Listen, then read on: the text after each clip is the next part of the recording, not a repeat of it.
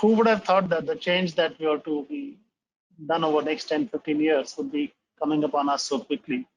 2020 has turned out to be a very unprecedented year in which the world has turned topsy-turvy. That means that everything the way it used to work doesn't seem to work that way. New ways of working have to be found. That also means that you have to think of newer and newer ways of running your business, new business models, and that means quick change. So we will share in this session how our perspective on how to navigate this new normal and how to go about making the change.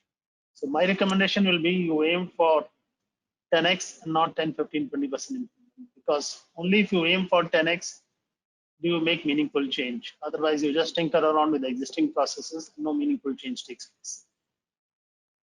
No better person than Peter Drucker to drive home the point that don't try and improve a process, especially a process which need not be done at all, because that process can be done with artificial intelligence, or what we call cognitive process automation.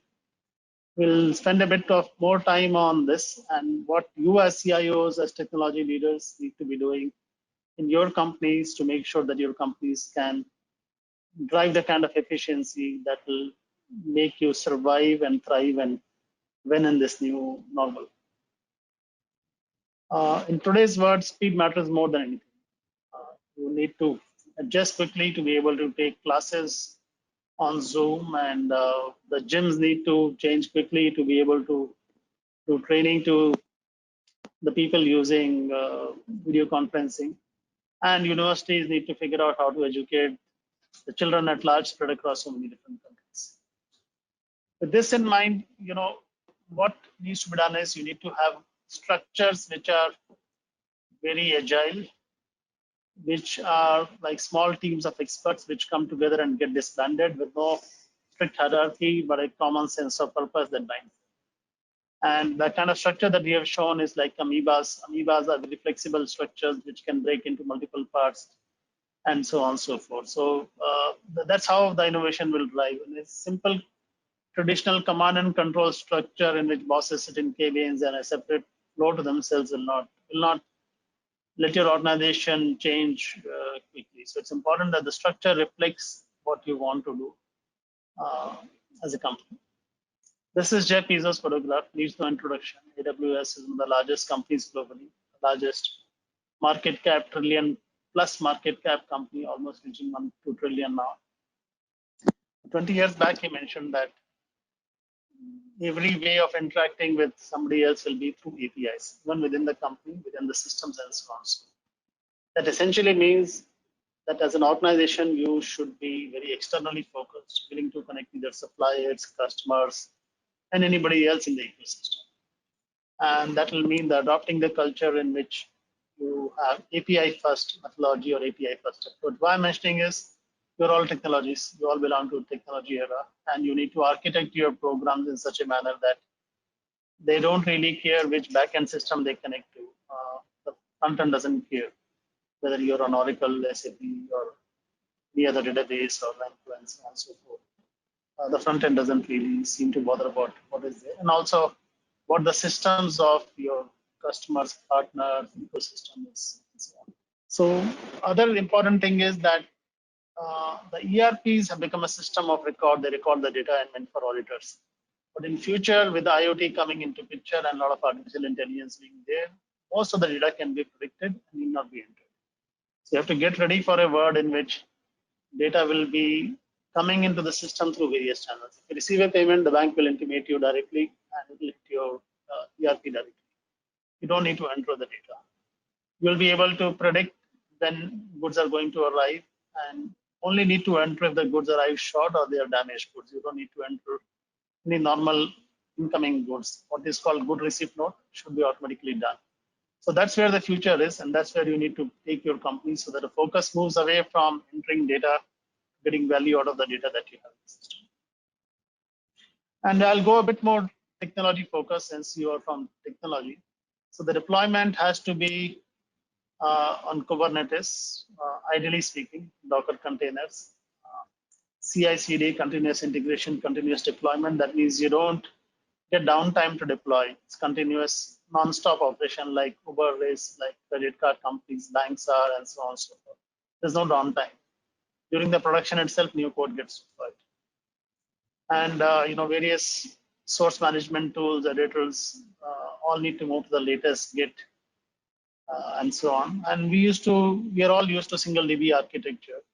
But now the system needs multiple databases, one for search, one for document storage, one for transactional system, some in-memory databases and so on, because the needs are very different. So we have to be moving to a multi-database architecture.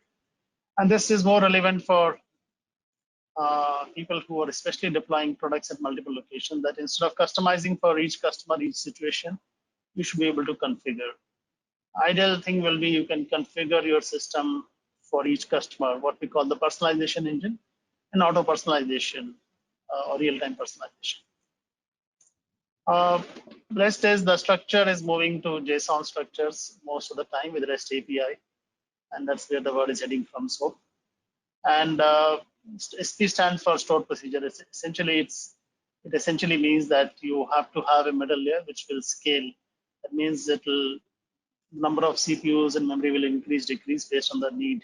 So all layers of the application should be able to scale, be it the web layer, middle layer, or the backend. And some other things like stateful to stateless, synchronous to asynchronous, manual to auto configuration, and so on. This is just an example of when we faced COVID, what did we do? We introduced a pandemic control system, facial recognition technology with thermal, a questionnaire system, track and trace, real-time separation, phones vibrating if people come close to each other in office. And this product is selling so well in the market. It was introduced late in March, within days of COVID hitting us. And now we have got a customer in almost every continent globally using it and expanding rapidly. This is an example of how you pivot very quickly and start offering something which is relevant to the market situation at that point of time.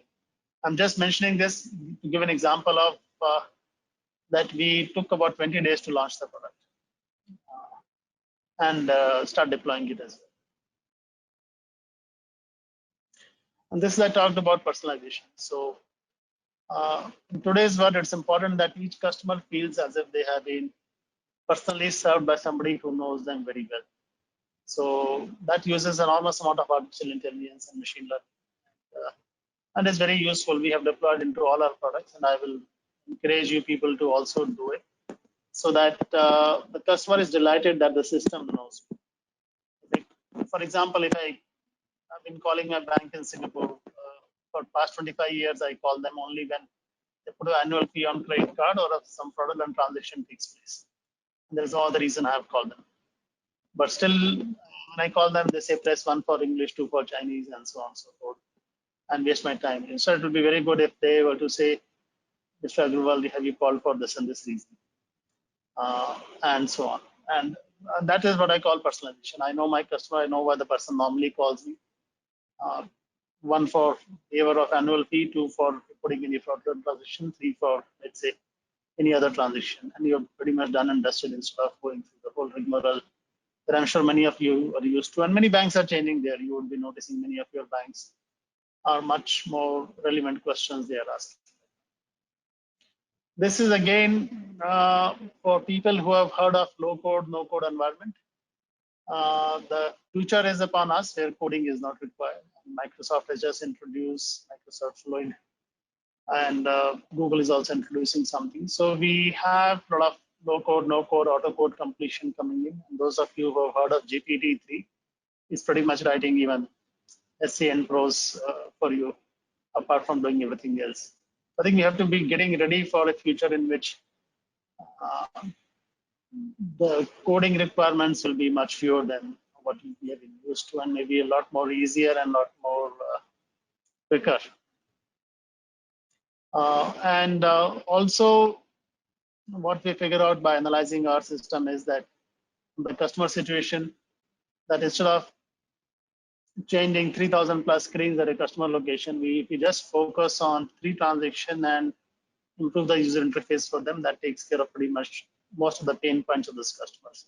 So you need to make sense of the data that your system has. A lot of data system collects, make sense of the data. So that's the reason You need to change your team to have a bunch of data scientists rather than having more and more people with traditional skills going forward. And also yourself should acquire those skills. This example of one of the busy screens we have in the logistics system, which is the booking request creation. And the number of black entries that you see were filled earlier by the customer. And a data scientist told us that if you can give me just two fields, customer ID and location, and I'll be able to fill everything else for you.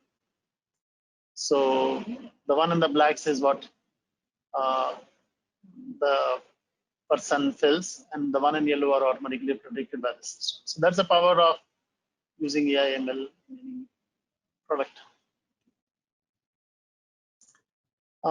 If you see this video, you have a clogged artery, and many organizations look like this. They build layers upon layers. We had one of the CEOs surprised when we told them from the time purchase requisition is raised to the time you get that goods, it takes you 42 days. And the number of approvals it goes through for high value purchase items can be as much as 6. And the approval process itself can be 26 days for the workflow thereof, just to raise the PO.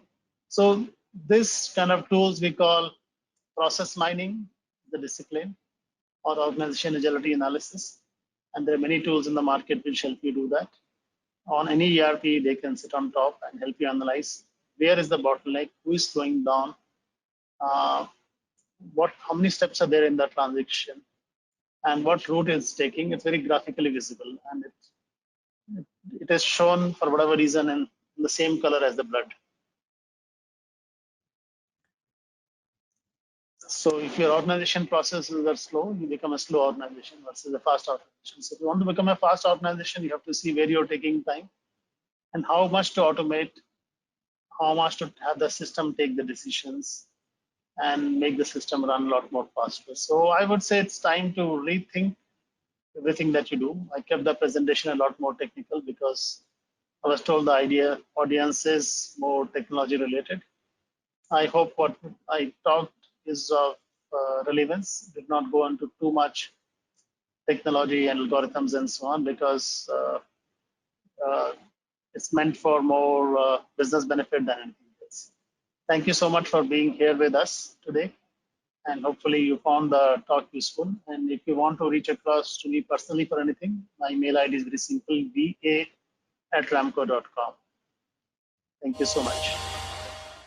For more updates from CXO TV, please like and subscribe to our channel.